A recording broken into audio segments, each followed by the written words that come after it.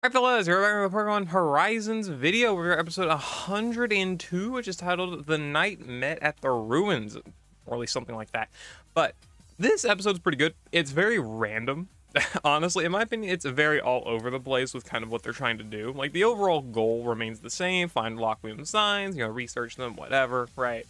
But like what happens and it's just we go from one place to the other extremely quickly. There's some random stuff happening here, random stuff happening there, and we'll kind of go into that at least a little bit more. So it starts off with basically the ending of last episode with Dot's POV here. She says she reformed the Rising, or she, alongside the reformed Rising Volt Tacklers, came to the Narania Academy. They were going to be researching or looking for advice relating to strong spheres, and that she reunited with Penny, and they are having their first Pokemon battle. So we are going to see Penny versus Dot here with her Flareon Sylveon versus Dot with Quaxwell there. We get Dendra saying whichever trainer takes down the Pokemon first will be the victor, and so she's going to be starting the fight here, and she does note she does have the type advantage. So it seems that Sylveon is going to go for Tinkatuff with Moonblast. It is terribly hard to translate that and read it at the same time. My god. But Tinkatuff goes for Brutal Swing there, smacks away the Moonblast effectively, and just knocks it away. So then we're going to get Quaxwell to go for a liquidation on Sylveon. It does land a pretty hard hit, but then it gets infatuated with Cute Charm, which we'll see in a bit. So then Flareon's going to go for Flamethrower, and Sylveon's going to go for Moonblast again for Tinkatuff there. Going to hit each other, and they're going to be trying to blow it away with the hammer. So now Dot's trying to get Quaxwell to attack, basically use like water. I think, no, Aqua Cutter. She's trying to get Quaxwell to use Aqua Cutter on the attack so that obviously Tinkatuff doesn't have to take it here. But it just doesn't pay attention, and then Tinkatuff gets hit by the attack and knocked back a little bit. So Dot is very confused on what's up with Quaxwell, and we do get the intro to the episode there. So pretty solid start to the episode. We got ourselves the fight with Dot and Penny, seeing how Dot is going to be able to handle the Cute Charm that Sylveon has and actually like infatuated Quaxwell, right? So they do know that Quaxwell's acting weird. Penny is good in a fight, and then so they want Dot wants Quaxwell to kind of pull itself together, and says that with this is funny to me. Sylveon's ability gives the Pokemon of a different gender the lovey-dovey status, lovey-dovey body. I love that translation for Cute Charm, but obviously it's like infatuation, Cute Charm effects, and well, Quaxwell does not want to attack Sylveon because of that. In that case, well, Quaxwell goes for Flareon, but Sylveon jumps in front of Flareon and prevents it from being able to actually attack. Tinkatuff gets pissed, and well, Dot gets Tinkatuff to go for an attack on Quaxwell in order to actually knock it out of the infatuated status, which does end up actually working, and Penny acknowledges that they never thought about that. Which is honestly interesting. Does that actually work in the games? If you attack your partner Pokemon in double battles, does that knock it out of Cute Charm? Because if that is not a thing, I think that very well should be a thing. I think that'd be very, very cool. But anyway. So they do know Quaxwell's back to normal, even though you normally have to defeat the Sylveon to remove the status. Quaxwell managed to break out of it because of Tinkatuff's attack, right? So now we're going to go for terastallization. This terastallization scene is very good as well. Like, they've been actually like cooking hard with these like big scenes of like terastallization and mega evolution. Like, they've been going hard on them on the animation. Like, we got the last episode with Roy's mega evolution and Nemona's terastallization, and this episode we're going to be having Dots as well. It looks really, really good. So we got ourselves terastallized Quaxwell, and then we also have Penny going for her terastallization. Looks very good as well.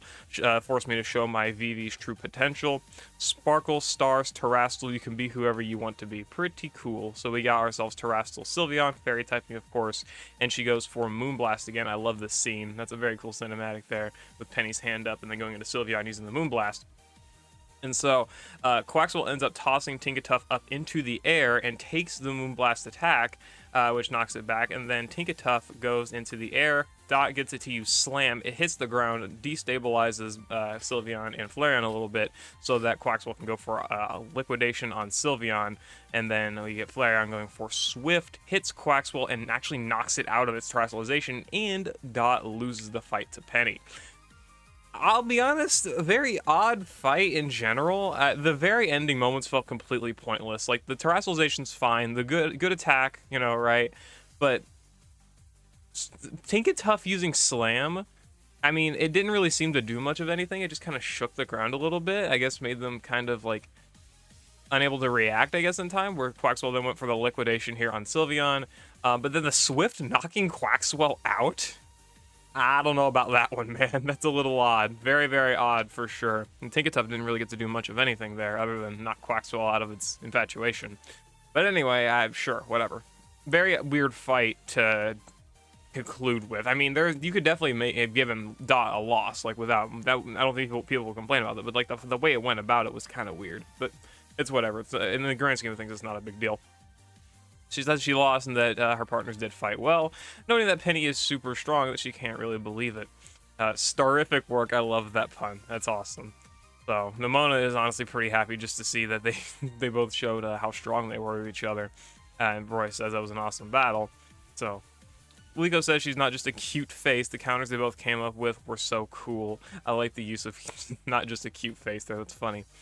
Knowing that Penny was really strong, she gets to assist the tops of the Pokemon League. So, of course, this is, we don't know exactly what events happened in this timeline with Nimona, Penny, and Arven, but we do know that, like, they all are at least associated with each other. I don't know about friends, but they are associated.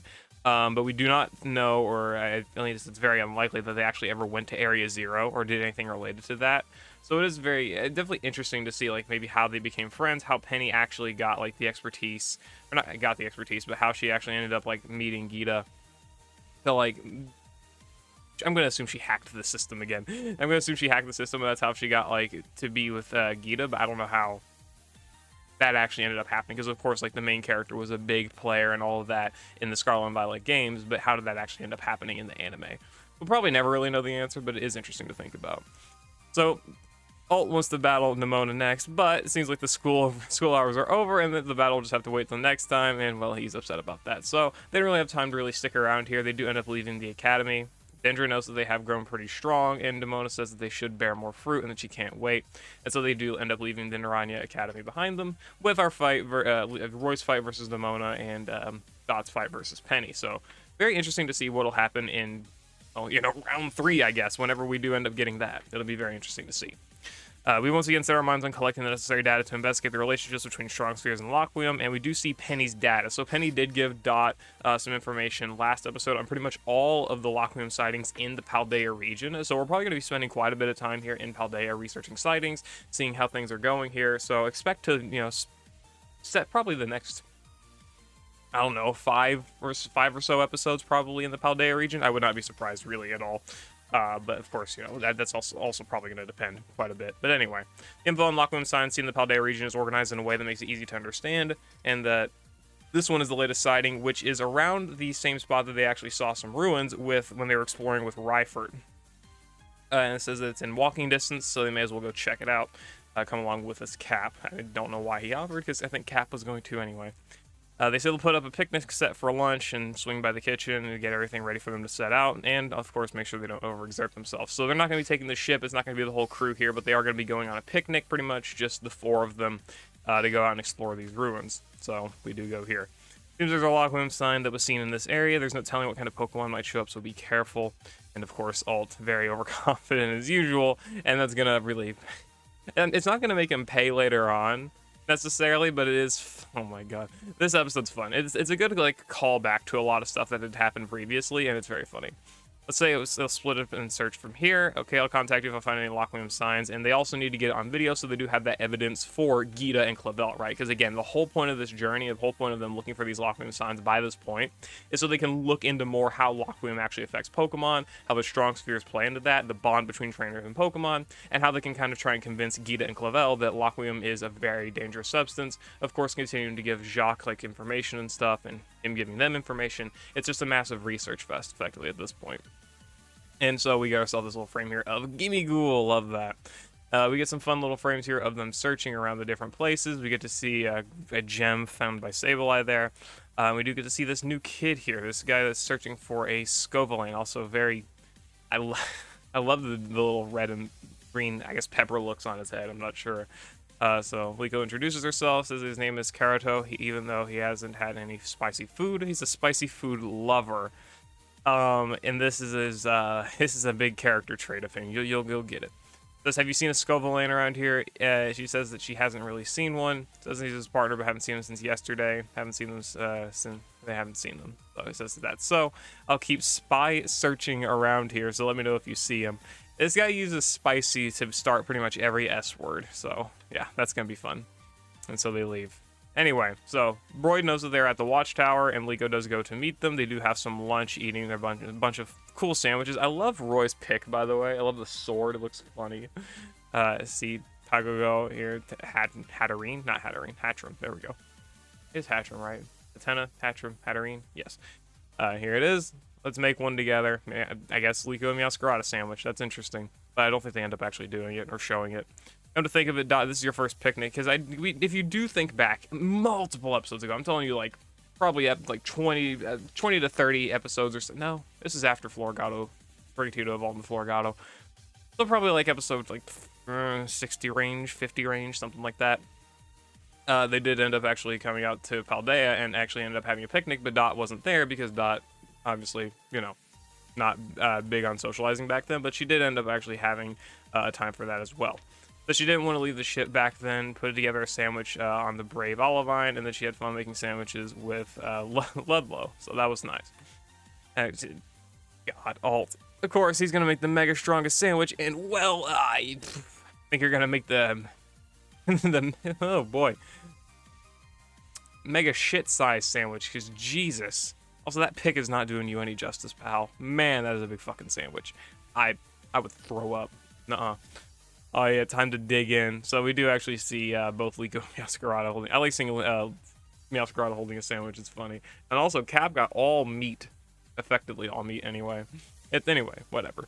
The only place left to search is the ruins. Let's go search there in the afternoon. And if we're gonna have lots to tell lots of people that Lockwood is dangerous, which means we'll have to go to a lot of different places in the Brave Olivine. They'll need more funds than ever before.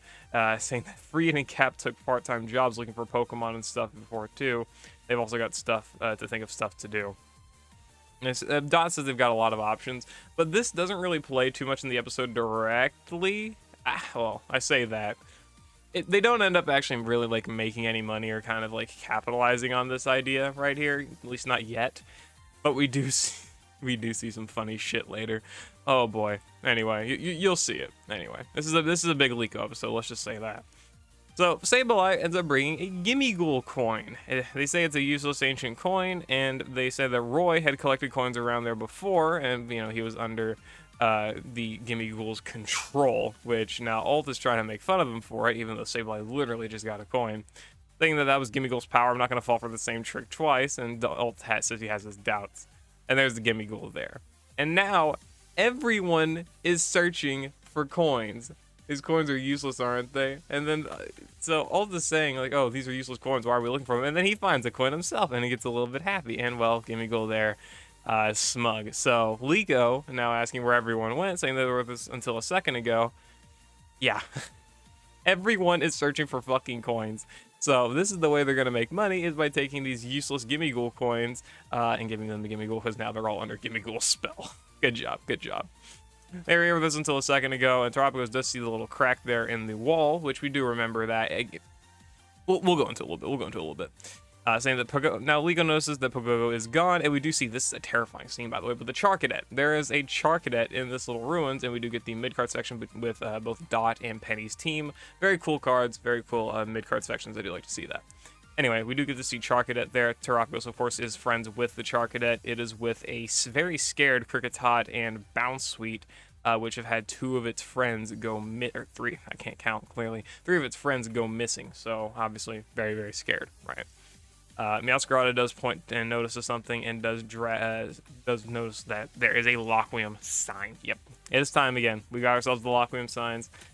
I honestly really, really like that they started introducing this type of concept in Mega Voltage here. I remember, like, episode 2, I think it was. I guess it was episode 1 with the Slacking, but whatever episode was with the Steelix, I think that was like 4, actually, but whatever. I love that episode simply because, like, it really showed us that we're going to be seeing a lot of different Pokemon being affected by Lockwium, and, like, how it's, like, impacting different Pokemon and, like, habitats and stuff like that. It's very interesting to see this stuff. So, anyway, there's one of these Lockwium signs. Liko does make it out. And they says she's going to tell everyone. And, well, they don't answer because they're looking for fucking coins. Yep, Gimmighoul spell. Gotta love that.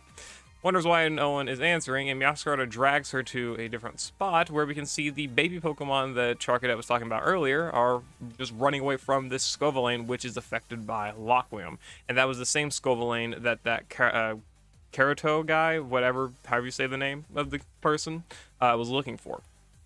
So Meowscarada is going to get its attention using Magical Leaf, launches... we're going to see it in a little bit, but Meowscarada is very Dragon Ball-esque in this episode, man. It's funny. It gets attacks the Scovillain, it does get distracted. All the baby Pokemon do run up to Liko, and Hatchard uses Heal Pulse on them to heal them up. So we do see the Scovillain go for another attack on Meowscarada. We get ourselves just a flying Meowscarada, basically. I love that frame. Obviously jumping around, a quick cat, very cool to see. It does get hit with a few of the attacks, but nothing that it can't really handle. So the Lockwium effects, the Scovillain must be Kerato's partner. Meowscarada go for Magical Leaf. It launches its Magical Leaf at the Scovillain, but it says the Scovillain must be suffering too. Again, we get this Dragon Ball beam clash effectively with Meowscarada and Scovillain here, which is really, really funny. Meowscarada can't keep this up forever either. Again, another this is like a literal Dragon Ball frame, or just like a not shonen, just like a general anime frame, like when characters are launching beams back and forth and you get to see like their expressions behind it. I like seeing that. It's funny in Pokemon as a context. We see the Charcadet get up here onto the ledge as Meowscarada and the Scovillain are fighting, with Terapagos there as well. Liko is looking very nervous, not really knowing what to do too much, and the other head of the Scovillain, I don't know how to explain that, starts going for a Bullet Seed to try and attack Meowscarada even more. Liko just tries to plead for Scovillain to open its eyes, and the other head of Scovillain ends up trying to attack the baby Pokemon. Liko protects them, and it ends up getting hit with a fire attack from the Charcadet, which is now riding Terapagos again. I wanted to make note of it a little bit ago, but this is the same Charcadet from multiple episodes ago, and we'll see a flashback segment here in a little bit. Not I say multiple episodes ago, it was a lot of episodes ago. Again, Meowscarada was still a Floragato at that point, so like the episode 50 to 70, 80 range probably I would about estimate. I don't quite remember exact episode numbers, but it was riding Terapagos, and it basically acted as a little a knight on a steed. It's very funny. It's very goofy. New Calyrex form dropped. I saw that post on Twitter. It was funny. Anyway, Liko thanks them, saying that does know that it is the same Charcadet from back then, whenever Ryford and everyone else was exploring with them. I'm gonna guess. I don't quite remember, but I believe that this was during the exchange. So season 3, the exchange student arc, or like Terrestrial training course. So it's very cool to see. I love the Terapagos in the bag with Charcadet on top of it. It's so funny. Anyway, so Charcadet riding Terapagos into battle here against the Scovillain. It does actually launch an attack for Charcadet. Is Charcadet's ability Flash Fire? Because that's all that makes sense to me here on why this thing is actually able to take this attack. Yep, bingo. All right, it is actually Flash Fire, so that makes more sense there. But anyway, it uses its ability to basically absorb the fire and all of the flaming attacks of the Scovillain and just takes it and gets a boost because, again, Flash Fire, and it launches its own fire attack at the Scovillain and actually knocks it out of the Lockwium, or like Lockwium effects. So very strong there, but also, of course, Flash Fire, broken ability in this context when it's spamming fire moves. Liko notes that it is amazing and says Terapagos is up. It transforms into its terrestrial form to absorb the Lockwium from the Scovillain, so that it will be okay, better, not rampaging around, right? A little happy there, looking pretty happy, as implied, I guess, in the name. She's happy that everyone is safe and that is glad the Scovillain came to its senses, and she'll take it back to Kerato so that they can reunite and whatever else, right? Charcadet here is just looking honestly a little bit sad. You can't really tell Charcadet's facial expression here, honestly, but it is a very strong Pokemon, of course.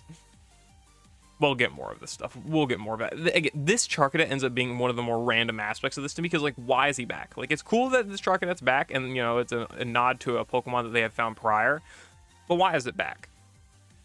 We know why it's back by the end of this episode, but we'll talk about that when it happens. So there they are, reunited again with the Scovillain, saying they found him and that they won't stop squabbling, but they always squabble, yada yada, whatever.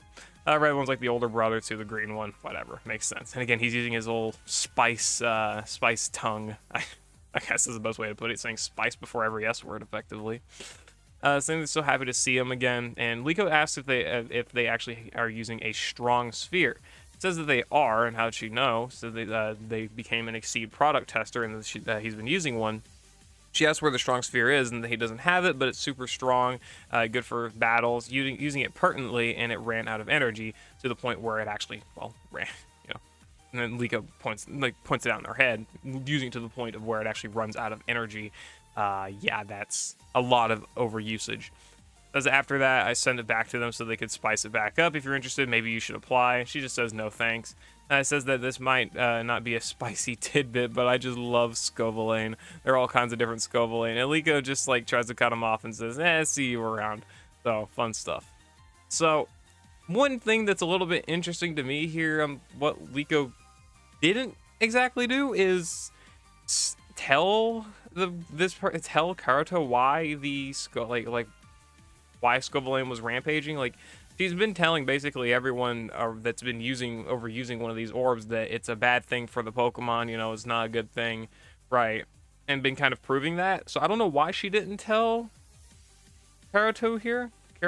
Like, it doesn't make sense to me. Because it's in her character, is like, you know, always be honest, I'll always tell people like the truth. I don't think she would be. I don't know why she's like she just didn't tell him that it's not good to have a Lockman sphere, and that's why Scovillain ran away, went angry, stuff like that, right? You know, she should have done that, but she just didn't. So, and very, very odd for me in this episode that she just didn't do that at all. So she says that Charcadet has been waiting on her. Scovillain is back with his partner. Charcadet looks at Terapagos. Says Terapagos and Charcadet seem to get along very well, but they better get going. Thanks for everything. And Terapagos gets a little gleam in its eye, and Charcadet looks back at its little friends there, little baby Pokemon friends, and comes forward to Liko and just puts its little hand up. She says it wants to protect her, and she gets happy. Says, thank you, Charcadet. Holds out a Pokeball and catches the fucking thing. Okay, so another weird part. Why? This was so out of the blue and random. Like, look, I'm okay with it. I'm sure this can have some amazing stuff later. Like, imagine if she, either way, if this thing evolves, whichever form it evolves into, I don't really care. But like, imagine, you know, another Ceruledge to partner with a Methio Ceruledge when we get those Liko and a Methio battles again, you know, in however long. That's gonna be great. Or hell, again, you know, a Methio Ceruledge, Liko's Armarouge, sick, right? Very cool stuff. But like, why? Why did this Charcadet in this episode specifically get caught? It was so random. We started this fight off. We started this episode off with this fight with Penny and Dot, right? And then we go to looking for Lockman signs. Then we have the other characters just searching for Gimmighoul coins because they're under a spell. Then we have Liko helping with a Lockman sign and actually catching a Charcadet which, you know, had no real impact other than, you know, the one episode it appeared in prior.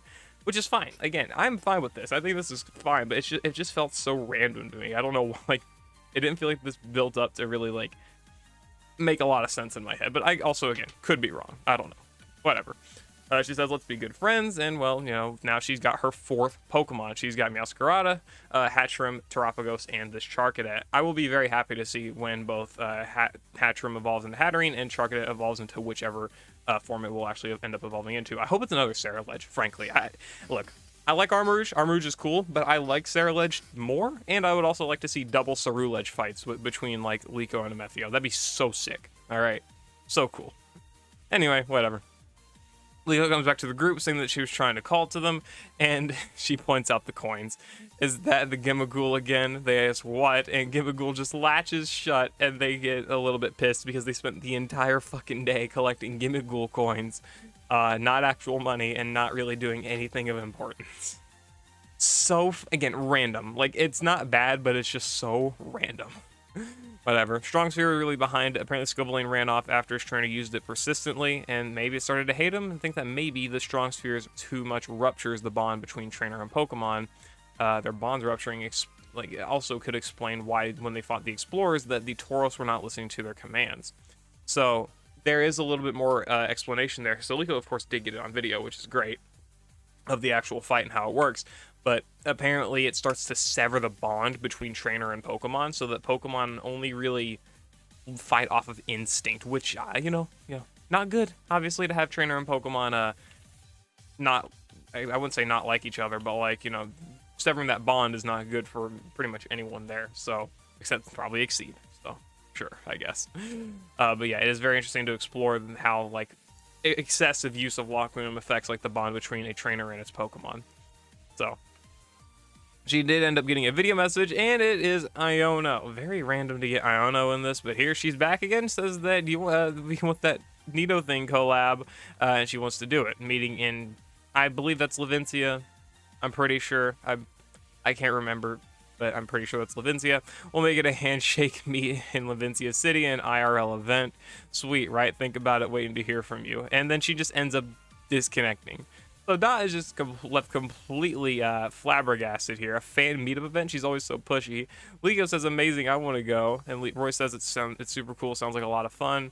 And Dot just says it's handshake meet, but it's also a good way to get funds for gathering info, and that she'll give it a try. So again, we're kind of going back to that whole fund thing, like building like funds to actually be able to do all of their expeditions. And well, I guess Nidothing's going to start opening up stream donos in order to actually start paying for things. So that's fun. Whatever. She'll give it a try because it's awesome. This is a cute face. It's so fucking goofy though. I love it. Liko, I guess, just being happy because Nidothing event. Which, you know, that's cool.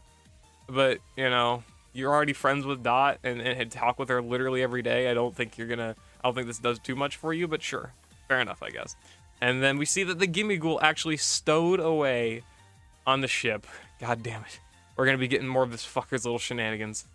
So fun. Anyway, that is actually the end of that episode, so before we go into the Mega Evolution stuff and the next episode's preview, it was a good episode. I think it was a good episode, definitely not better than a lot of the more recent ones, but also at the same time, it's one that's been it was so random.